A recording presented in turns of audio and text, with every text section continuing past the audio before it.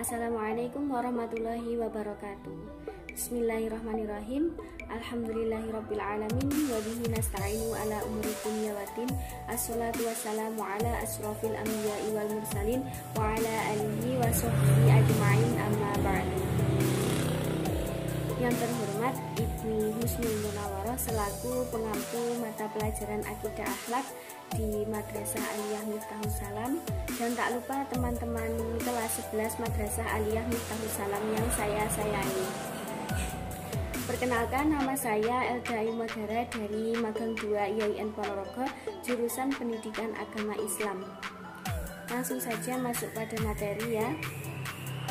Pada bab 3 ini judul materinya adalah menghindari akhlak tercela.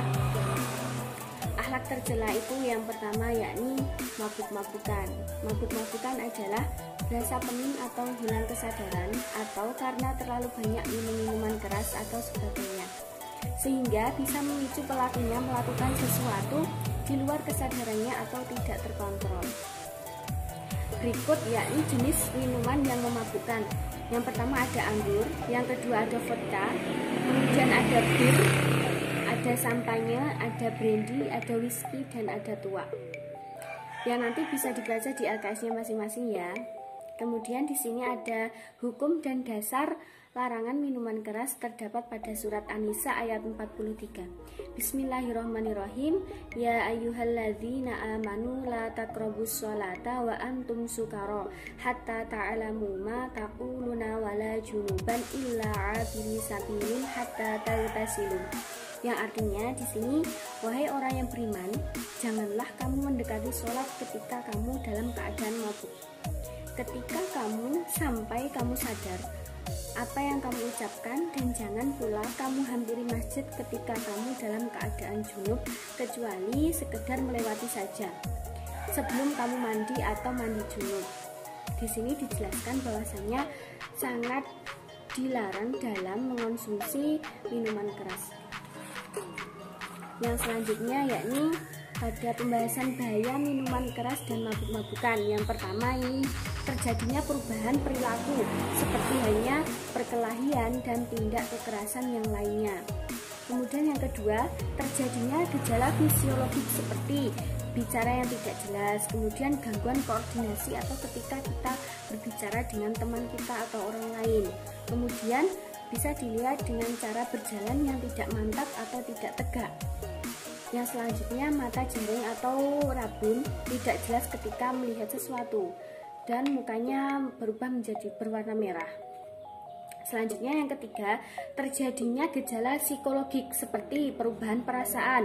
Ketika kadang kita berasa bahagia, kadang kita sedih, bisa berubah-ubah karena pengaruh dari minuman keras tersebut.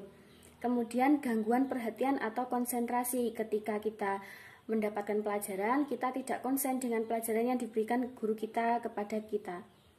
Kemudian yang selanjutnya, cara menghindari perilaku mabuk-mabukan. Yang pertama yakni jangan pernah terbujuk rayu oleh rayuan teman untuk mengajak atau mencicipi minuman keras. Yang kedua, ketika sedang menghadapi masalah, jangan sesekali kalian mendatangi tempat-tempat yang menjual minuman alkohol, karena nantinya kalian akan kecanduan kalau kalian tidak bisa membatasi ketika kalian mendapatkan masalah. Kemudian yang ketiga, di sini kita harus pilih teman bergaul yang soleh dan tidak suka berkunjung ke tempat-tempat maksiat. Kita harus pintar-pintar memilih teman ya. Yang selanjutnya yakni hikmah larangan perilaku mabuk-mabukan. Yang pertama di sini, mengkonsumsi khamr di samping ada manfaatnya, tetapi keburukan yang ditimbulkan jauh lebih besar karena mengkonsumsi khamr disebut juga perbuatan rijis atau kotor. Sudah jelas sekali ya di sini bahwasanya khamr itu kotor ya. Lanjut ke pembahasan yang kedua yakni mengkonsumsi narkoba. Narkoba adalah singkatan dari narkotika, psikotropika, dan bahan adiktif lainnya. Istilah lainnya adalah nafsa atau narkotika, psikotropika, dan zat adiktif. Istilah ini banyak dipakai oleh para praktisi kesehatan dan rehabilitasi. Selanjutnya yakni macam-macam narkoba. pengaruh dan efek penggunaannya. Yang pertama yakni heroin, itu berefek menyebabkan kecanduan. Kemudian yang kedua ganja, yakni membuat pemakainya mengalami euforia atau rasa senang yang berkepanjangan tanpa sebab. Yang ketiga yakni sabu-sabu. Sabu-sabu memiliki efek yang ditimbulkan menjadi bersemangat, gelisah, tidak bisa diam, dan tidak ingin makan atau tidak ingin minum. Yang selanjutnya yakni putau. Efek dari pemakaian putau yaitu mata menjadi sayu, menjadi pendiam, menjadi mengantuk, mata berair, pucat, dan badan menjadi kurus. Selanjutnya bahaya narkoba, yang pertama yakni depresan, yang kedua stimulan, yang ketiga halusinogen. Selanjutnya yakni dalil pengharaman narkoba yang terdapat pada surat Al-A'raf ayat 157. Bismillahirrahmanirrahim. Wa yuhillu lahumut thayyibati wa yuharrimu 'alaihimul khaba'ith, yang artinya dan yang menghalalkan segala yang baik bagi mereka dan mengharamkan segala yang buruk bagi mereka. Quran surat Al-A'raf ayat 157.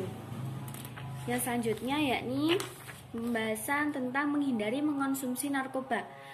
Belajar berkata tidak untuk narkoba karena mengingat bahaya yang dihasilkan dari setelah mengonsumsi narkoba tersebut. Kemudian yang selanjutnya kuatkan iman dan ketakwaan kepada Allah yang Maha Esa. Yang terakhir ini yaitu hikmah larangan mengonsumsi narkoba. Yang pertama, masyarakat terhindar dari kejahatan yang dilakukan seseorang yang diakibatkan pengaruh narkotika. Yang kedua, menjaga kesehatan jasmani, rohani dari penyakit yang disebabkan oleh pengaruh narkotika. Yang selanjutnya yakni perjudian. Perjudian adalah pertaruhan dengan sengaja, yaitu mempertaruhkan satu nilai atau sesuatu yang dianggap bernilai dengan menyadari adanya risiko dan harapan-harapan tertentu pada peristiwa-peristiwa permainan, pertandingan, perlombaan, dan kejadian-kejadian yang tidak atau belum pasti hasilnya. Kemudian macam-macam perjudian di Indonesia atau di lingkungan sekitar, yang pertama yakni togel, yang kedua sabung ayam, yang ketiga yakni judi kartu. Kemudian sanksi bagi setiap pelaku judi tersebut ada masing-masing. Kalau menurut sanksi dari agama itu kita para fuqaha tidak menempatkan perjudian dalam salah satu pembahasan delik pidana. Jika dilihat dari hukum Islam, larangan tentang perjudian dirangkaikan dengan khamr atau minuman keras. Kemudian kalau sanksi negara itu pasal 2 Undang-Undang Nomor 7 tahun 1974 menyebutkan bahwasannya ancaman pidana perjudian yaitu dengan hukuman pidana penjara paling lama 10 tahun atau pidana denda sebanyak 25 juta ketika dia melakukan judi tersebut. Kemudian dampak negatif dari perjudian, yang pertama yakni perjudian menyebabkan pelakunya ketagihan hingga kehilangan banyak uang. Yang kedua, berjudi membuat pelakunya malas bekerja dan lebih senang bermimpi memperoleh uang banyak tanpa dia melakukan kerja keras. Yang ketiga, perjudian dapat memicu perkelahian, pertikaian, permusuhan, bahkan pembunuhan. Kemudian yang keempat, perjudian dapat membuat pelakunya bangkrut karena pelaku perjudian tersebut rela mengeluarkan apa yang dimilikinya. Misal dia memiliki uang sekian, dia ikut perjudian tersebut dan entah nanti di akhir dia bisa menang atau tidak, kan dia juga akan kehilangan uang yang telah Pembahasan yang selanjutnya yakni cara menghindari perjudian. Yang pertama, jangan pernah mau dibujuk oleh teman untuk berjudi. Yang kedua, jangan pernah mendatangi tempat perjudian. Yang ketiga, memahami dengan benar bahaya perjudian. Kemudian sekian yang dapat saya sampaikan. Apabila dari anak-anak ada yang belum paham bisa ditanyakan. Sekian, wabillahi taufiq wal hidayah, waridho wal inayah. Wassalamualaikum warahmatullahi wabarakatuh.